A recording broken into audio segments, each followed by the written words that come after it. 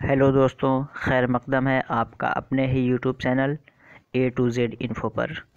दोस्तों, आज का ये मेरा सीरीज़ जो कि बिहार स्टेट उर्दू के ताल्लुक़ से है। इससे पहले मेरे बहुत सारे बिहार स्टेट से मुताल्लिक़ यूट्यूब पे चैनल्स और वीडियोस पड़े हुए हैं, उन्हें आप पहले देख लीजिए, उसके बाद इन वीडियोस को देखिए, क्योंकि उन वीडियोस में मैंने बहुत सारी तफसीलें कर दी हैं। क्योंकि आज का मेरा जो ये वीडियो है ये बिहार स्टेट और बिहार की जो दरसी किताब है, टेक्स्ट बुक है दरख्शा नवी जमात की, उसको मैं तफसील से बताने जा रहा हूँ। मेरा एक पार्ट हो चुका है, ये सेकंड पार्ट आज का है, तो आप पहले पार्ट को भी देखिए और आज के पार्ट को भी देखिए। तो आज हम 2 लेसन को कवर करेंगे, जो कि मेरा पहला होगा अल्फांसो दादे का, जिसका कि एक मुख्तसर अफसाना है आखिरी सबक के नाम से।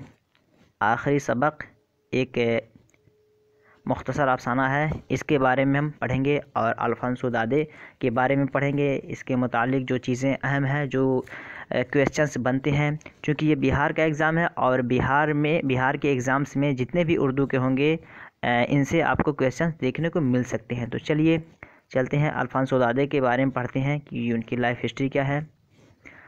अल्फांसो दादे फ़्रांसीसी अदब का एक मोतबर नाम है। ये अफसाना निगार भी हैं और शायर भी हैं। तो ये क्या हुआ, अल्फांसो दादे कैसे हैं? ये एक तरह के अफसाना निगार भी हैं और शायर भी हैं, यानी अफसाना भी लिखते हैं और शेर व शायरी भी करते हैं। इनकी पैदाइश 1840 में फ्रांस के एक शहर नाइंस में हुई। तो अल्फांसो दादे के ताल्लुक़ से अगर पूछे कि अल्फांसो दादे की पैदाइश कब हुई, 1940 में, और कहाँ पे हुई? फ्रांस के एक शहर नाइंस में। उन्होंने तवील नावल और मुख्तसर अफसाने भी लिखे हैं। उनके नसरी कारनामे तवील हैं। कई नावल उन्होंने यादगार छोड़े हैं जो फ़्रांसीसी अदबियात में काबिल क़दर सरमाया है। तो फ़्रांसीसी अदबियात जो फ्रेंच लिटरेचर हैं, उनमें भी इन्होंने बहुत सारे अफसाने लिखे हैं जो कि काबिल तारीफ़ है, बहुत मकबूलियत हासिल है। नावलों के अलावा इन्होंने फ़्रांसीसी अफसाने बहुत लिखे हैं। नावल तो लिखे हैं, लेकिन फ़्रांसीसी अफसाने फ्रांस के बारे में भी इन्होंने बहुत सारे अफसाने लिखे हैं। इनके अफसानों में आखिरी सबक ये एक अफसाना है। यहाँ से क्वेश्चन बन सकता है कि अल्फांसो दादे के अफसाने कौन सी हैं, अगर उसमें आखिरी सबक है तो वो आपका सही जवाब होगा। उनके अफसानों में अल्फांसो दादे के अफसानों में आखिरी सबक भी है जो फ़्रांसीसी हुब्बुल वतनी से मामूर है। ये क्वेश्चन बन सकता है कि अल्फांसो दादे ने जो अफसाने लिखी है जो फ़्रांसीसी हुब्बुल वतनी पर है, वो कौन सा अफसाना है? तो वो आपका आखिरी सबक वहाँ पे सही जवाब होगा। इस अफसाने में अपने वतन से मोहब्बत का जज्बा उभर कर सामने आया है। ये कुछ बातें अल्फांसो दादे के बारे में थी। अब देख लेते हैं कि जो क्वेश्चन बनते हैं आपके जहाँ से, मसलन आखिरी सबक। तो दोस्तों, अब आप आखिरी सबक मुख्तसर अफसाने का चैप्टर खोल के बैठ सकते हैं, और या फिर जो प्रैक्टिस सेट में आपके जो क्वेश्चंस दिए गए हैं उसे खोल कर बैठिए, ताकि मैं बताऊं तो आपको याद हो जाए कि उन क्वेश्चंस के सही ऑप्शंस या सही जवाब क्या हैं। तो चलिए क्वेश्चन नंबर 1 देखते हैं। तालिबे इल्म किसके खौफ से सहम रहा था? आपके ऑप्शंस अलिफ में मास्टर के, बा में हेड मास्टर के, और जिम में मॉनिटर के, और दाल में अपने गार्जियन के। तो तालिबे इल्म किसके खौफ से सहम रहा था? तो वो मास्टर साहब के खौफ से सहम रहा था। तो आपका यहाँ पे अलिफ जो है सही आंसर हो जाएगा। तो ये अलिफ इसका सही जवाब हो जाएगा। सवाल नंबर 2 देखते हैं। तालिबे इल्म के दिल में ज़रा देर के लिए क्या आया? यानी बच्चे ने एक मर्तबा अपने मन में सोचा था, तो वो जो सोचा था उसके जहन में क्या बात आई थी?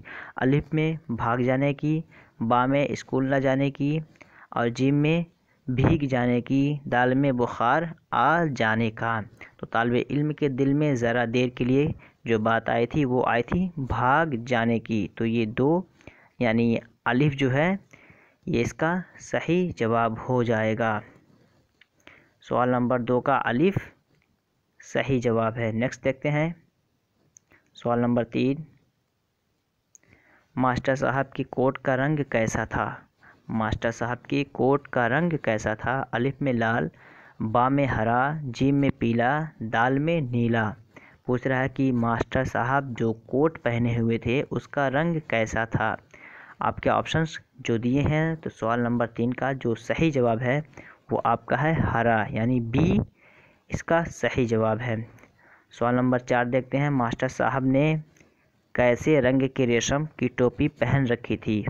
ऊपर पूछा आपसे कि मास्टर साहब के कोट का रंग क्या था। अब नीचे पूछा जा रहा है कि मास्टर साहब ने जो टोपी, रेशमी टोपी पहन रखी थी, मास्टर साहब ने कैसे रंग की रेशमी टोपी पहन रखी थी, यानी जो रेशम की टोपी पहने हुए थे वो किस कलर की वो टोपी थी? आपके ऑप्शंस अलिफ में सब्ज़ रेशम, बा में स्याह रेशम, जीम में सफ़ेद रेशम और दाल में नीले रेशम।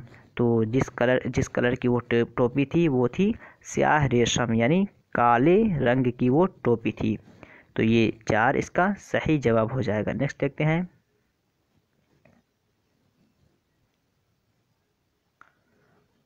सवाल नंबर 5। मास्टर साहब ने ब्लैक बोर्ड पर क्या लिख दिया? मास्टर साहब लास्ट में एक जुमला लिखे थे ब्लैक बोर्ड पर, वो क्या था? आपके ऑप्शंस में जिंदाबाद फ्रांस, जिंदाबाद जर्मन, जिंदाबाद जापान या जिंदाबाद रूस। तो लास्ट में जो मास्टर साहब ब्लैक बोर्ड पे लिखे थे वो लिखे थे जिंदाबाद फ्रांस। तो ये अलीफ इसका सही ऑप्शन हो जाएगा। तो दोस्तों ये कुछ आखिरी सबक की कुछ सवालात जहाँ से बन सकते हैं, जो कि आपको बिहार स्टेट 2020 के एग्ज़ाम्स में देखने को मिल सकते हैं। दोस्तों, मैंने डिस्क्रिप्शन बॉक्स में अपना टेलीग्राम लिंक और व्हाट्सएप ग्रुप लिंक दे दिया है, वहाँ से जाकर आप मेरे टेलीग्राम और व्हाट्सएप ग्रुप में ज्वाइन हो सकते हैं, ताकि ये वीडियोस आपको वहाँ मिल जाए। और लास्ट में मैं एक PDF भी आपको टेलीग्राम पर और व्हाट्सएप ग्रुप पे प्रोवाइड करवा दूँगा, ताकि आपको रिवीज़न करने में आसानी हो, या दीगर जितने मेरे वीडियोज़ हैं नेक्स्ट टाइम अब बनाऊँगा तो उसका भी PDF आपको वहाँ पर आसानी से मिल जाएगी आउट ऑफ कॉस्ट। तो चलिए फिर एक लेसन और देखते हैं। यह है मेरा हिंदुस्तान, एक नज़्म है ज़ुबैर रज़वी की। तो ज़ुबैर रज़वी चूँकि एक बहुत ही मशहूर मारूफ़ नज़्म निगार हैं, उर्दू अदब में इनको काफ़ी कमाल हासिल है। तो इनसे तो आपको एग्ज़ाम्स में क्वेश्चन देखने को मिल सकते हैं। यही नहीं बल्कि हिंदुस्तान के कोई सा भी एग्ज़ाम हो उर्दू का, इनसे सवाल बन ही जाते हैं। तो अव्वलन ज़ुबैर रज़वी के बारे में पढ़ लेते हैं कि ये कौन थे, क्या नाम इनका था, इनकी किताबें या फिर इनकी तालीम कैसे हुई, यहाँ से भी क्वेश्चन बनते हैं। तो देखते हैं। पूरा नाम सैयद ज़ुबैर अहमद रज़वी और वालिद का नाम सैयद मोहम्मद रज़वी है। ज़ुबैर रज़वी 1936 ईस्वी में अमरोहा यूपी में पैदा हुए। ज़ुबैर रज़वी की इब्तदाई तालीम अमरोहा और हैदराबाद में हुई। तो अब आपसे ये पूछा जा सकता है कि पूरा नाम क्या है उनका, तो सैयद ज़ुबैर अहमद रज़वी। तो आपको दे दिया जाएगा कि ज़ुबैर रज़वी का पूरा नाम क्या है, मोहम्मद ज़ुबैर अहमद रज़वी, ज़ुबैर अहमद रज़वी ख़ान, इस तरह दे दिया जाए करके। लेकिन जो आपका वहाँ पे सही ऑप्शन होगा वो होगा सैयद मोहम्मद ज़ुबैर अहमद रज़वी। तो इस तरह का ऑप्शन दिखेगा तो यही आपका सही ऑप्शन होगा। वालिद का नाम भी आप याद कर लीजिए, सैयद मोहम्मद रज़वी। और इनकी तारीख़ पैदाइश क्या है और ये पैदा कब हुए थे? 1936 में अमरोहा यूपी में एक जगह है, वहाँ पे पैदा हुए थे। ज़ुबैर रज़वी की इब्तदाई तालीम अमरोहा और हैदराबाद में हुई। बुनियादी बेसिक एजुकेशन ये अमरोहा और हैदराबाद में ही हासिल की है। लेकिन उर्दू में MA दिल्ली यूनिवर्सिटी से किया। उनकी पहली तहरीर, ये ख़ास बात है कि उनकी पहली तहरीर जो मंज़र आम पे आई, कितने में आई थी?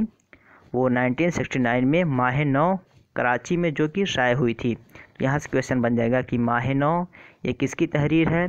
तो ये ज़ुबैर रज़वी की है। कब शाये हुई? 1969 में। कहाँ पे? कराची, पाकिस्तान में।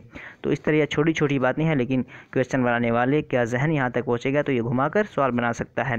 लिहाजा आप यहीं पे समझ लीजिए ताकि क्वेश्चन में आपको कोई दिक्कत ना हो। नेक्स्ट देखते हैं।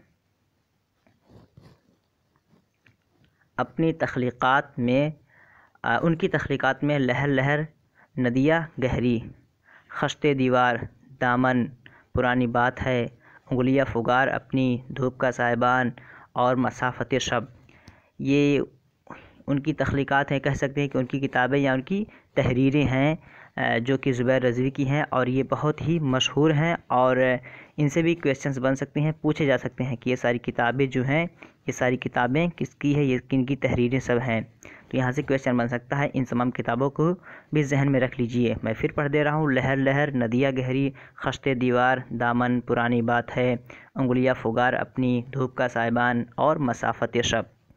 उनकी कुल्लियात एक है पूरे कद का आईना। एक कुल्लियात है, पूछ सकता है कि ज़ुबैर रज़वी की कुल्लियात का नाम क्या है, तो है पूरे कद का आईना। तो ये आपका पूरे कद का आईना, ये उसका सही ऑप्शन हो जाएगा। पूरे कद का आईना के नाम से शाये हो चुकी है। ज़ुबैर रज़वी की दूसरी किताब गालिब और फ़नून गालिब। तो ज़ुबैर रज़वी की एक किताब है गालिब और फ़नून गालिब। चूँकि गालिब के मुतालिक जब कभी कोई किताब पूछी जाती है तो लोग अल्ताफ़ हुसैन हारी को लगा देते हैं, लेकिन यहाँ पे ये ज़ुबैर रज़वी की है, गालिब और फ़नून गालिब, गालिब और फ़नून लतीफ़ा। गालिब और फ़नून लतीफ़ा ये ज़ुबैर रज़वी की है। और फ़नून अदब, ये भी याद रखने की किताब है, फ़नून अदब। तो ये बातें आप याद रखिए ताकि यहाँ से क्वेश्चंस बने तो आप आसानी से सॉल्व कर सकें। नेक्स्ट देखते हैं, ऑल इंडिया रेडियो से वाबस्ता रहे। तो इन कामों के साथ साथ वो ऑल इंडिया रेडियो से भी वाबस्ता रहे, उसमें काम कर रहे थे। इसी मुलाजमत से अप्रैल 1993 में डायरेक्टर के ओहदे से सुबुकदोश हुए, यानी 1993 में वो इससे फरागत हासिल कर लिए, रिज़ाइन दे दिए थे। ज़ुबैर रज़वी की नज़में ज़िंदगी और समाज की बू कलमूनी को बेश अज़ बेश पेश करती हैं। उनकी नज़में आमतौर पर मुख्तसर होती हैं, लेकिन उनमें जामइयत का पहलू नुमाया होता है। यानी खैरुल कलाम क़ल्ला मादल्ला के तहत उनकी बात बहुत ही जामे होती, लिखते थोड़ा लेकिन वो माना खेज़ हुआ करता था। तो दोस्तों, ये कुछ बातें रहीं जो ज़ुबैर रज़वी के हवाले से। इन बातों को अगर आप याद रखेंगे तो इनसे अगर क्वेश्चंस बनेंगे तो आप आसानी से उन्हें टैकल कर सकते हैं और उसका सही जवाब दे सकते हैं। अब एक नज़्म है, ये है मेरा हिंदुस्तान, इसे आप खोल लीजिए और ज़ुबैर रज़वी का ये जो लाइव बैकग्राउंड है इनको देखते हुए अब चलिए चलते हैं क्वेश्चंस की तरफ, ताकि जो क्वेश्चंस बन सकते हैं उनका जवाब आसानी से दिया जा सके। ज़ुबैर रज़वी की जाए पैदाइश कहाँ है? अमरोहा। अभी जैसा कि हमने उनके लाइव बैकग्राउंड में पढ़ा, उनका जीवनी पढ़ा कि वो कौन थे, कहाँ के थे, तो उसमें दिया हुआ था अमरोहा 1936 में। तो पूछ लिया कहाँ पैदा हुए थे। आपके ऑप्शंस में मेरठ है, अमरोहा है, हैदराबाद और दिल्ली। तो ये अमरोहा जो दिए हुए है बी में, बा में, ये उसका सही जवाब होगा। 2 नंबर देखते हैं, ज़ुबैर रज़वी का सने पैदाइश क्या है? 1936, 1937, 1938, 1940। तो अभी हमने पढ़ा पीछे, तो ये 1936 इसका सही जवाब हो जाएगा। फिर देखते हैं सवाल नंबर 3, लहर लहर नदिया गहरी किस शायर का शेरी मजमुआ है? अलिफ में बैकल उत्साही, बी जमील सुल्तानपुरी और जीम ज़ुबैर रज़वी, दाल वसीम बरेलवी। तो जैसा कि हमने पढ़ा उनकी सारी किताबें, उसमें से पहली किताब है ये है जो वहाँ पे फ़हरिस्त, जो वहाँ पे नंबर वाइज दिया है, लहर लहर नदिया गहरी, तो ये ज़ुबैर रज़वी की है। तो जीम इसका सही जवाब हो जाएगा। नेक्स्ट देखते हैं सवाल नंबर 4,